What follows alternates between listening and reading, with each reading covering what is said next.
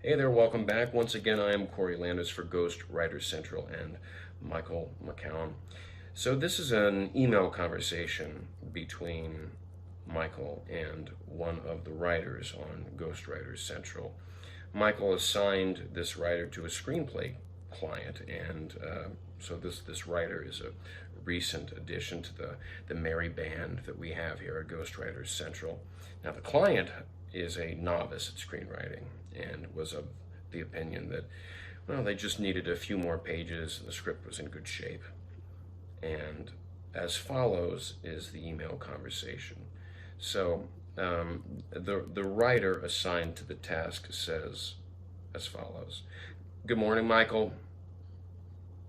I'm a no BS guy. I don't waste time sugarcoating, nor do I exaggerate. But I want to be respectful in my commentary because, as you well know, everything in the realm of art, literature, music, etc., it's all subject to interpretation. And my opinion, this writer says, of someone's work is just that. It's my opinion.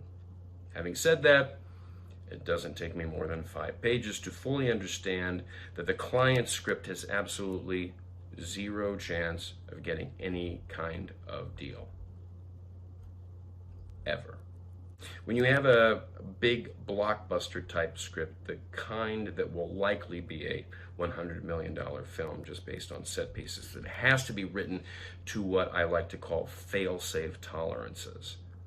I'm talking really bulletproof, this writer says, to the point they could survive the first round or so of coverage on the spec market.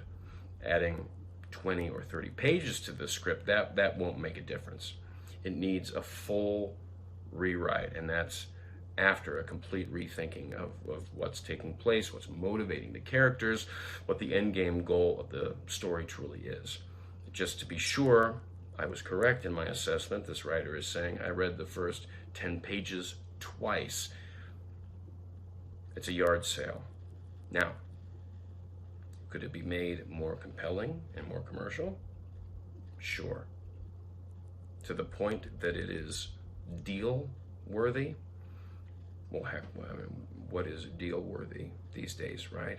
It can definitely be improved, no doubt about that, but it's a major rewrite. So here's the proverbial $1.98 question. You said he's a past client. That means something. It gives you business, and I do not want to hurt that relationship, nor do I want to poo-poo someone's time and efforts to create something and assail their creative process. Just because their story and ability and approach doesn't mean my approval, which means nothing. It's simply my opinion. I don't want to offend anyone who is trying to be a writer. Good on them. But I would hate to simply take a guy's money, give him 20 great pages, and bid him farewell when I know that those 20 pages, even if they're freaking-tastic, won't make any difference. But again, this is your valued client. This is your business, which you obviously have spent time and money to build. So I'm hoping that you can give me a little direction here. How do I proceed with a scenario like this? If it's an easier conversation via phone, just tell me when you have some availability. Thank you in advance. So Michael says, I figured, don't worry about him being a client with work elsewhere in my company. Just be honest. Tell him what the problems are and what your experience tells you is necessary. Tell him what you think. Discuss options, if any. One word of caution, however: if he asks you to review another of my writer's work on one of his other projects, just say no. This is about him, this project only, and you. Let me know what happens.